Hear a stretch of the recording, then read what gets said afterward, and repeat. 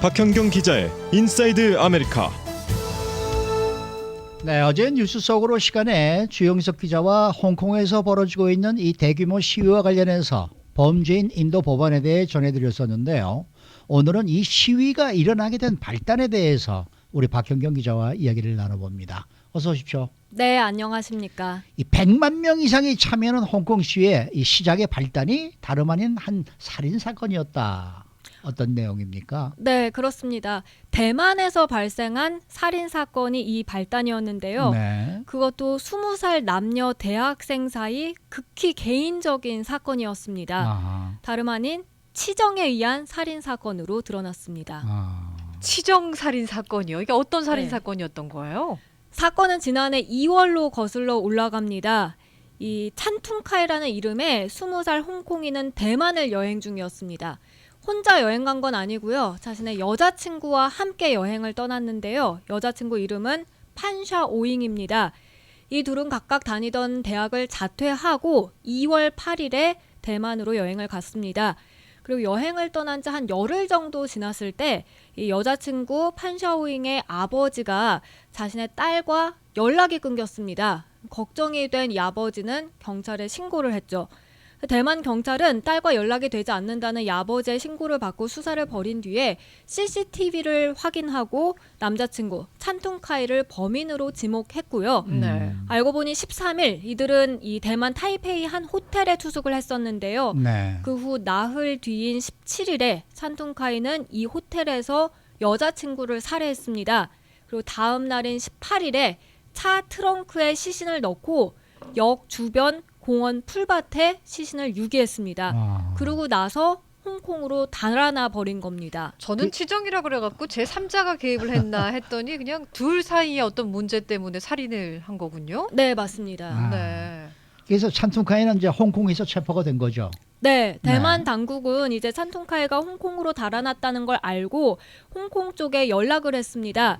이에 홍콩 쪽은 3월 13일에 찬퉁카이를 체포합니다. 그리고 홍콩 경찰은 신문 끝에 이 찬퉁카이가 범행과 시신 유기 장소를 자백받았습니다. 인정을 한 거죠. 네. 또 대만 법의학자들은 그 여자친구 판샤오잉이 임신 중이었던 사실까지 확인했습니다. 세상에 임신 중에 여자친구를 살해한 거예요? 네. 예. 이걸 뭐 자백까지 했다고 하니까 이제 기소되고 그다음에 재판받고 처벌받으면 끝나는 건데 이게 지금 안 이루어져서 문제가 된 거죠? 네, 그렇습니다. 이 사건 경위가 사실 명백히 밝혀졌잖아요. 네. 그럼에도 불구하고 그 이상, 그러니까 찬퉁카이가 처벌받기 위한 그 기소부터 멈춰버린 겁니다. 네. 이 사건이 홍콩인이 대만에서 살인을 저지른 거죠. 그렇죠. 네, 그러니까 네. 간단하게 생각해 보면 홍콩에서 또는 대만에서 처벌을 받으면 되는 겁니다. 하지만 둘 다 불가능한 상황에 놓였습니다. 왜 안 네. 될까요? 네. 자, 하나씩 좀 차례로 살펴봅시다. 홍콩에서 처벌받는 게 왜 불가능한 겁니까?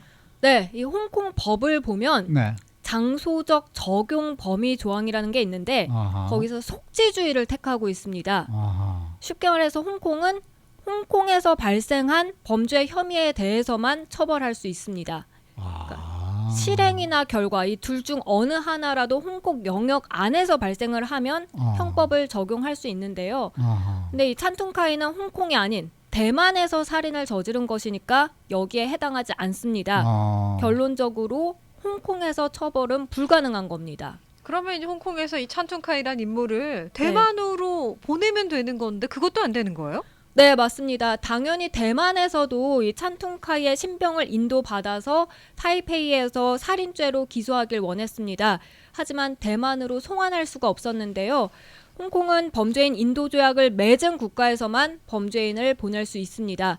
근데 홍콩은 이제 대만과 범죄인 인도 조약을 맺지 않고 있습니다. 따라서 홍콩은 찬퉁카이를 합법적으로 대만으로 보낼 수 없는 상황이고요. 결국은 홍콩은 이제 찬퉁카이가 살인범인 걸 알면서도 살인범으로 처벌도 할 수도 없고 또 대만으로 송환시키지도 못하는 겁니다. 네. 그런데 이제 홍콩에서 이 찬퉁카이에게 적용하는 혐의가 또 따로 있긴 있다면서요.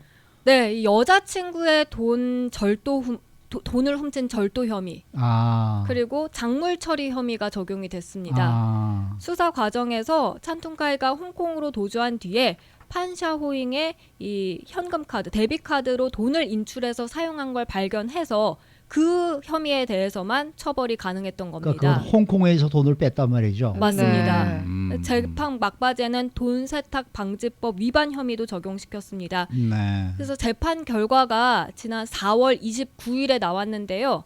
29개월의 징역형이 나왔습니다. 말도 안 돼요. 사람을 죽였는데. 그러니까요. 살인이란 주요 혐의가 있는데 29년형 너무한 거죠. 그래서 홍콩과 대만 모두에서 비난이 쏟아져 나왔고요. 살인하고도 이건 무죄나 마찬가지다 이렇게 비난하고 있습니다. 왜 아니겠어요? 네. 특히 이제 대만 쪽에서는 막 가만히 있지 않았을 것 같은데요. 네, 이 홍콩에서 그런 재판 결과가 나오니까 대만 검찰은 작년 12월에 찬퉁카이를 대상으로 지명 수배령을 내립니다. 지명 수배령 시효 최장 37년 6개월짜리였습니다. 그러니까 뭐 10년이 지나건 20년이 지나건 언제까지든 기다렸다가 송환이 이루어지면 신병을 인수하면 대만에서 재판해서 단죄하겠다 이런 의지를 확실하게 보여줬다고 볼 수 있겠습니다. 공소시효를 거의 적용 안 하겠다 뭐 이런 얘기겠죠. 그렇죠. 네. 그래서 이에 따라서 홍콩 당국도 같이 움직였는데요. 이번에 대규모 시위를 일으켰던 이 범죄인 인도 조약을 체결하지 않은 국가나 지역에서도 범죄인을 인도할 수 있도록 그 법안을 이제 마련한 거죠. 네. 그리고 이번에 이 사태를 계기로 또 하나 주목받는 사건이 있습니다. 네, 이건 한국과 중국 그리고 뉴질랜드가 인볼브가 됐습니다. 네. 한국인이 중국에서 살인을 저지른 혐의로 현재 뉴질랜드에 붙잡혀 있습니다. 이게 어떻게 된 거냐면 44살 김모 씨가 10년 전인 2009년에 이 중국 상하이에서 20살 성매매 여성을 살해한 혐의를 받고 있는데요. 네. 김 씨는 근데 10대 때 이민을 가서 뉴질랜드 영주권을 취득한 상황이고요. 그러니까 한국 국적은 유지하고 있습니다. 근데 살인을 저지른 혐의를 받지만 뉴질랜드에 머무르면서 중국이 2011년부터 이 김 씨 송환을 요구해 왔습니다. 뉴질랜드는 김 씨를 일단 구속시켰고요. 그리고 뉴질랜드 법무부는 중국이 사형은 선고하지 않겠다고 약속하면서 송환 절차를 시작했는데요. 근데 이 와중에 김 씨가 소송을 제기했습니다. 내가 중국 가면 안 된다면서 이제 중국 고문과 관련한 이런저런 주장을 펼친 겁니다. 네. 그러니까 뉴질랜드 법원은 이와 관련해서 중국에서는 고문이 아직까지도 광범위하게 시행되고 있고 고문으로 얻은 자백이 일반적으로 증거로 쓰이고 있다면서 송환 중단을 결정합니다. 그래서 김 씨 사건은 이제 뉴질랜드와 범죄인 인도 조약을 맺지 않은 중국이 송환을 요구한 첫 사례라고 하는데 네. 처음부터 막혀버린 겁니다. 근데 여기서 특히 홍콩인들이 중국으로의 범죄인 인도를 가능하게 하는 법안에 크게 반발하는 상황에서 이런 결정이 나와서 이 사건 역시 지금 큰 관심을 모으고 있습니다. 저는 뭐 홍콩 시위에 이런 뒷배경이 있는 줄 전혀 글쎄 모르고 말이에요. 있었어요. 네. 그래서 지금 이제 반대를 하는데 사실은 뭐 홍콩 사람들이 지금 반대하는 이유가 이런 것 때문이 아니라 이제 중국과 범죄인 인도 조약을 체결하게 되면은 중국 정부의 이제 반정부 운동을 하는 사람들도 잘못하면은 쫓겨갈 수 있다라는 그런 것 때문에 지금 사실은 네. 이제 시위가 벌어지고 있는 거 아니겠습니까? 네. 네, 네. 수고 많으셨습니다. 잘 들었습니다. 네, 감사합니다. 네, 박현경 기자였습니다.